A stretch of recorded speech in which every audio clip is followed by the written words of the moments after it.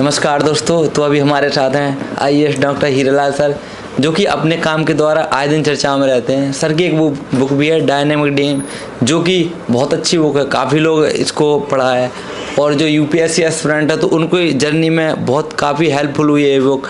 तो आज सर से जानते हैं कि सर के जॉब के दौरान तमाम एक्सपीरियंस कैसे रहे और सर समाज के लिए, गांव के लिए ज़मीनी स्तर पर काम करते हैं। सर ने जो गांव के लोग हैं उनको आगे बढ़ाने के लिए बहुत ऐसे काम किए हैं कि बड़े बड़े लोगों ने, जैसे मंत्री हुए, प्रधानमंत्री हुए, सर की तारीफ की है। तो आज हम इस वीडियो में सर के बारे में और जानते हैं, तो चलिए सर से बात करते हैं।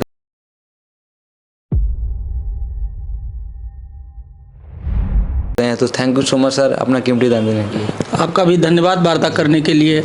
तो सर सबसे पहले बताइए कि जैसे कि आप सिविल सर्विस में आए, उस टाइम पे जब आपने सोचे सिविल सर्विस में आने का, तो उस टाइम पे 10वीं 12वीं तक पढ़ जाते लोग तो बहुत बड़ी बात होती थी, फिर आपने एग्ज़ाम कैसे क्रैक किया? देखिए, ऐसा है कि पढ़ने की जो चाहत है वो मेरे घर वालों ने बनाई और विशेष तौर से मेरे फादर ने बनाई कि पढ़ना है और पढ़ के नौकरी हासिल करना है। पढ़ने के पीछे जो मकसद था वो नौकरी था, नौकरी हासिल करना है और बहुत बड़ा अफसर बनना है।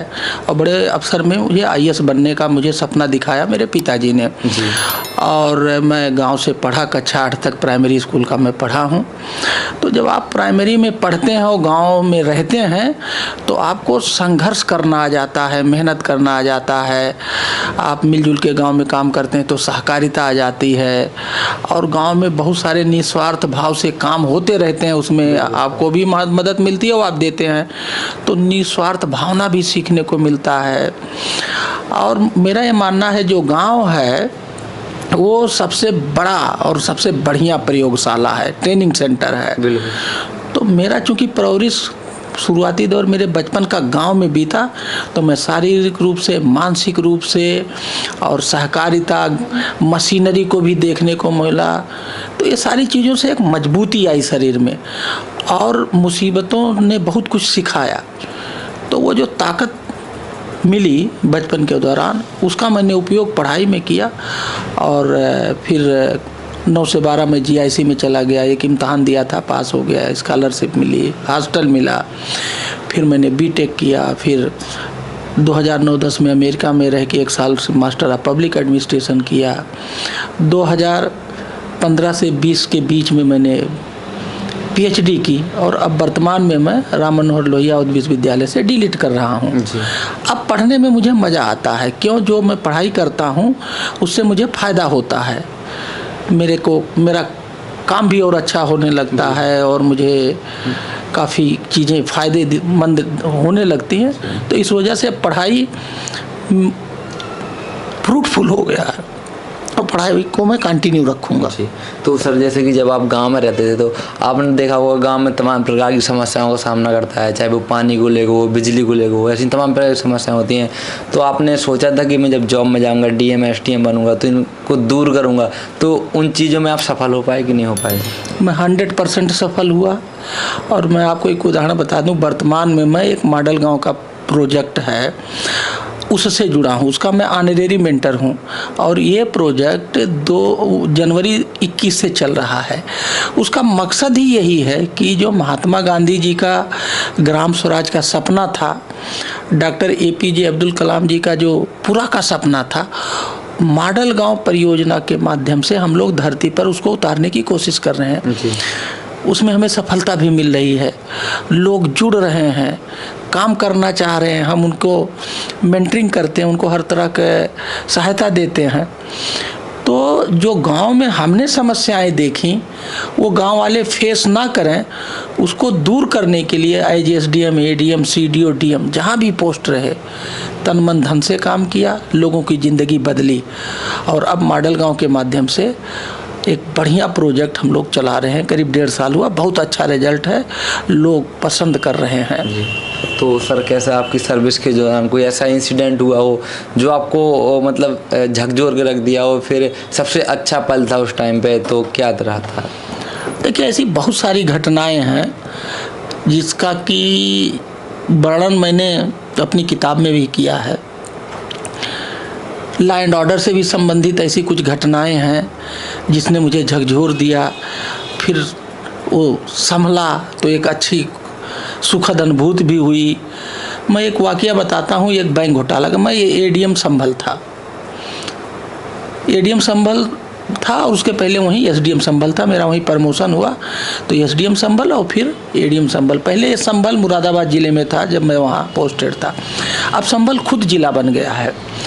तो एक बैंक का घोटाला हुआ था। तो बैंक का एक कर्मचारी क्या करता था, लोग जब एफडीआर कराने जाते थे, कोई बच्ची की शादी के लिए एफडीआर करा रहा, कोई बुढ़ापे के लिए जो एफडीआर करे, तो वो बैंक का कर्मचारी पैसा लेकर के एक फर्जी एफडीआर मिलता जुलता बना के दे देता था। यही घटना जब मुझे पता लगा तो मैंने जाकर के एसडीएम बैंक में जांच किया, पता लगा ये तो बहुत बड़ा घोटाला है।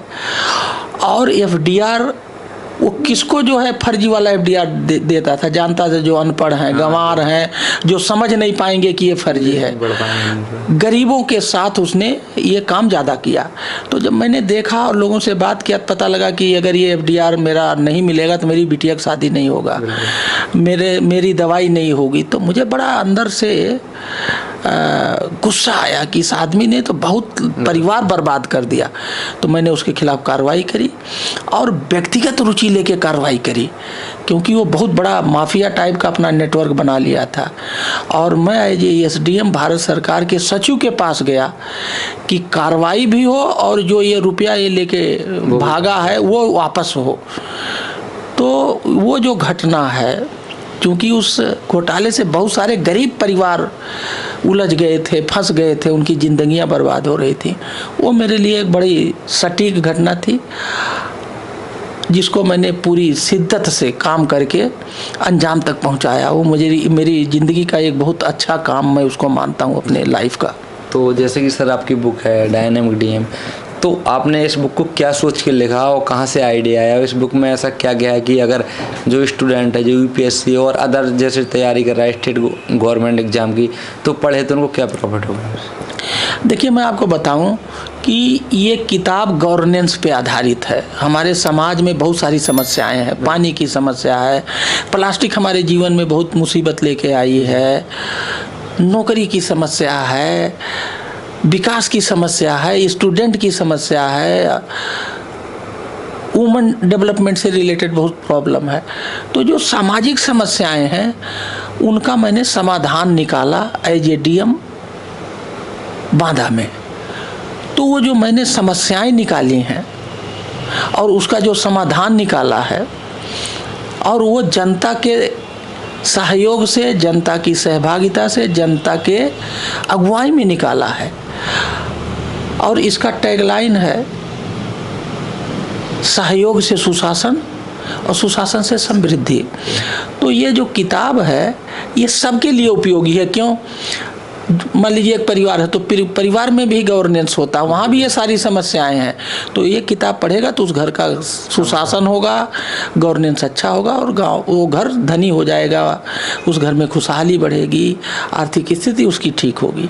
जो बच्चे तैयारी कर रहे हैं उनके लिए बहुत उपयोगी बुक है, क्योंकि अब जो है सिलेबस ओरिएंटेड क्वेश्चन नहीं आते हैं, अब नॉलेज ओरिएंटेड आते हैं कि भाई आप कहीं के अधिकारी हैं, वहाँ पानी की समस्या कैसे हल करेंगे। तो ये जो पानी की समस्या पे मैंने चैप्टर लिखा, अगर हमारा ये चैप्टर पे समझ के ये इस तरह से प्रैक्टिकल जवाब देंगे तो वो काफ़ी सटीक और अच्छा उत्तर होगा, वो उसमें नंबर मिलने के चांसेस ज़्यादा हैं।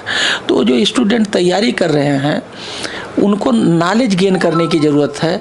अब वो रट्टाफिकेशन, घुमावदार, दिखावे वाले आंसर से सिलेक्शन नहीं होना है, पूरा गहराई से नॉलेज होना चाहिए। तो गहराई से नॉलेज के लिए ये किताब जानने के लिए गहराई से नॉलेज हो, प्रैक्टिकल नॉलेज हो, इम्प्लीमेंटेबल हो, चीप हो, बहुत सारी क्वालिटी की ज़रूरत है किसी प्रोजेक्ट में, वो सारी जानकारी इस किताब से मिलती है। इसलिए उपयोगी है स्टूडेंट के लिए जो तैयारी कर रहा है पीसीएस की, आईएएस की, लोक सेवा आयोग से।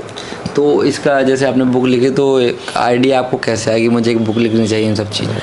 देखिए, आइडिया इसका ऐसे आया कि जब मैं बांदा में कलेक्टर था तो मैंने बहुत सारे काम किए, तो लोगों ने मुझे बताया कि साहब जब आप यहाँ से हट जाएंगे तो आपका ये जो अच्छा काम है वो याद कैसे रहेगा, तो आपको किताब लिखना चाहिए। तो और मेरे एक मित्र हैं और मेरे वो गुरु भी हैं, मेरे मेंटर हैं, प्रोफेसर देवाशीष दासगुप्ता IIM लखनऊ के।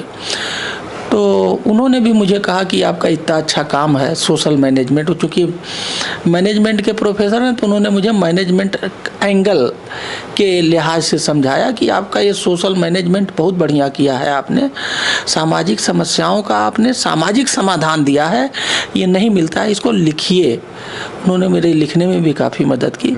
तो इससे मुझे बहुत लोगों ने मोटिवेट किया जी। तो सर जैसे कि आजकल आप देखते हैं कि जो स्टूडेंट हैं तो आजकल वो कई चीज़ों में भटक जाते हैं, जैसे मोबाइल चलाते हैं, बहुत पढ़ाई पे ध्यान नहीं देते। तो आपको इस टाइम के वो जब आप पढ़ते तो क्या मेजर प्रॉब्लम लगेगी, पहले के स्टूडेंट ये नहीं करते थे, आजकल के स्टूडेंट ही करते? देखिए, जब हम तैयारी करते थे तो मेरा ये मानना है कि उस समय तैयारी डिफ़िकल्ट थी, आज तैयारी आसान है।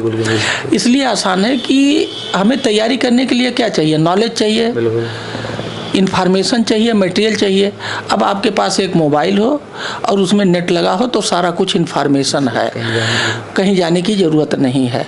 और तैयारी कैसे किया जाए, कौन से ट्रिक एंड टेक्निक्स अप्लाई किए जाए, वो भी ऑनलाइन है। वो कहाँ से मिलेगा? बहुत सारे जो बच्चे अभी रिसेंट 2-3 साल में सेलेक्ट हुए हैं वो खूब इंटरव्यू देते हैं और दिल खोल के बताते हैं उन्होंने तैयारी कैसे की, क्या पढ़ा, कब पढ़ा, क्यों पढ़ा।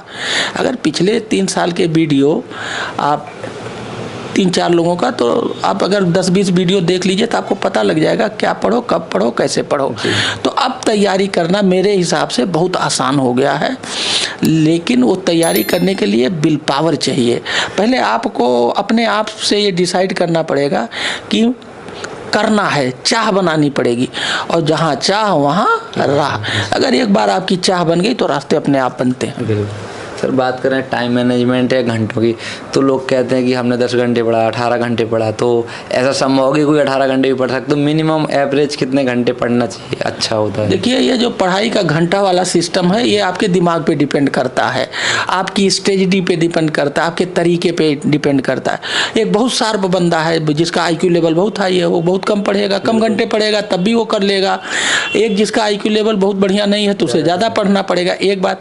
दूसरा, आपको क्या पढ़ना है, कैसे पढ़ना, इसकी अपनी एक ट्रिक्स एंड टेक्निक्स होती है हर एग्जाम की, और उसी हिसाब से स्ट्रेटजी बनानी पड़ती है। अगर आपकी स्ट्रेटजी अच्छी नहीं होगी तो आप बहुत ज़्यादा घंटे पढ़ोगे तब भी आपको सफलता नहीं मिलेगी। तो जो परीक्षा होता है, चाहे वो छोटा हो चाहे बड़ा हो, उसकी प्लानिंग और स्ट्रेटजी और ट्रिक्स एंड टेक्निक्स, इस पर फोकस करके, पूरा इस पर रिसर्च करके वो बनाना चाहिए। अगर आपकी स्ट्रेटजी, ट्रिक्स एंड टेक्निक अच्छा होगा तो सफलता मिलेगा, कम पढ़ने में भी सफलता मिलेगा। तो अंत में जैसे जो स्टूडेंट हैं, न्यू जो हमारे व्यूअर्स हैं, तो उनको क्या आप मैसेज देना चाहिए? कि जो स्टूडेंट है, मेरा उनसे मैसेज है कि पहले आप ये तय कर लीजिए कि आप कर पाएंगे या नहीं कर पाएंगे। आपको पहले अपने आप से ये पूछना है कि हाँ मैं कर लूँगा, हाँ, तभी इसको पकड़िए, कोई भी काम हो। अब ये नहीं कि आप थोड़ी दूर चले फिर आपका मन डिग गया। तो सबसे पहले you have to take a firm decision.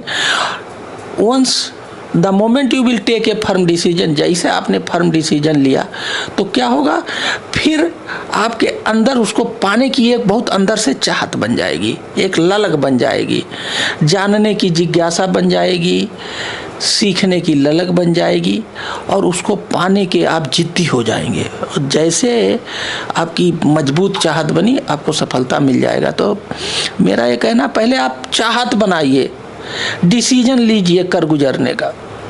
Ji, thank you sir. आपका भी धन्यवाद, थैंक यू, शुक्रिया।